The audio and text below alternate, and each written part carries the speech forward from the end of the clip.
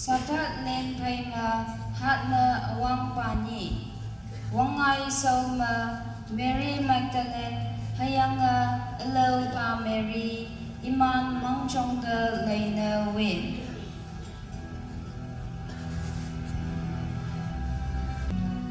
Nang trong aking mango nang kiyo.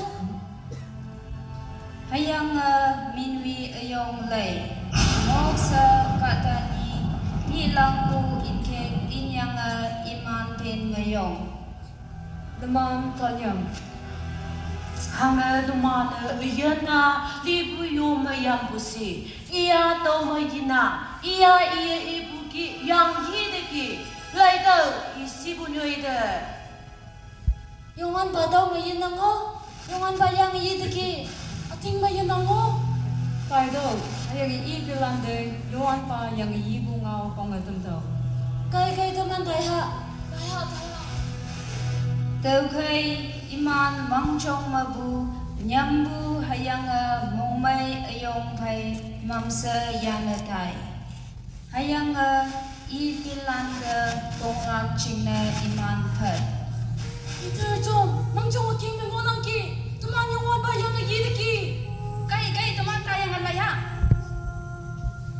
Jisu yang ibu ngau cha yang pilan mang trong phat. Hayang boy ting mang trong akyang ngo. Laito. 망정 아기야 뭐는 키. 지수 양아 이득이. 아띵마 지수 양아 이득이.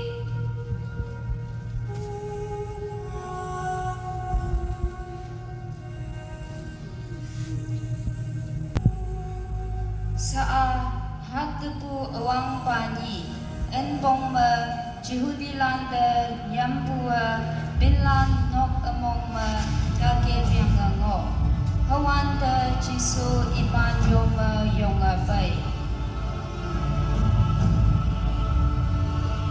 Naman ay chingan na motel. oba jisu do ba ngau i jisu iman de iyam hayang i hem pa ho hayang oba iman yongwan bani bilan mong mai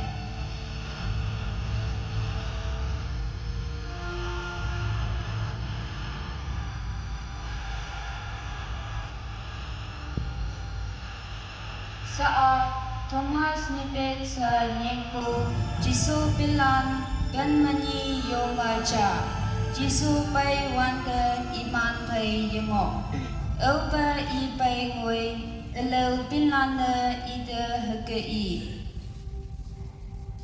Thomas, teman Yesus yidiki. Iyak ma, yan lang ma. Hayang ayan lang mi ma, ayak lan manto. Hayang i hemba mata, ayak lan manto. Tawa opeo atin mila.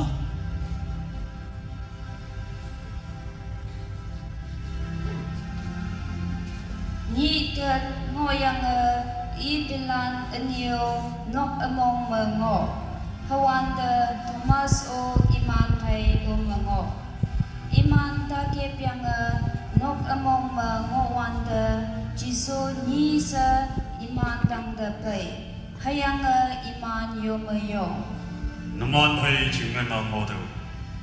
Kumas nang yak tama wingay. Hayang ayak ta laido. Nang yak tama hayang ayam pat tiba laido. Ating yelak patamo apoy ating lagya. Ayong ba, hayang akawa. Nang daw ngiyang ay ating langanga. Awiyan na yangi apoy ating lang iman mongmayla. Nyama tamo nabawa daw hanggasun haka daw naman sunang. Tayo hayang daw yang yudigi sa kadong yu sayda onga tantaw. hadaw ngau iyang pai Jisu iman song mabu yanatai hayang agam na i pilan pai olive kadang ma ho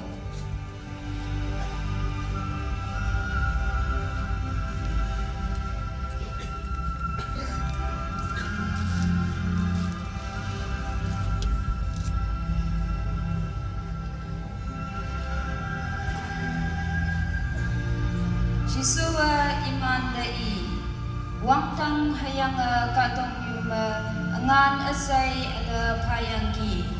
Tau kai numana daya chat asay bina miang apa aha hayang yaha ajau minma iman papdido. Hadau ngau yang pai ma jisua iya kong iman de moi mandam. Oba iya iman de moi mandam. I iman mabuyan. Hayang I wang tang de woi in. Hayang iba yak ja I ma so. Hang ching na Krista lipu mabu yang ibai ma saji yalilak sa temana sing. Lipu pa I tang ma saji wang lam yelam la. Yongwan pa yang I diki. Yongwan pa yang ai lagi. Hadaw kalay kaya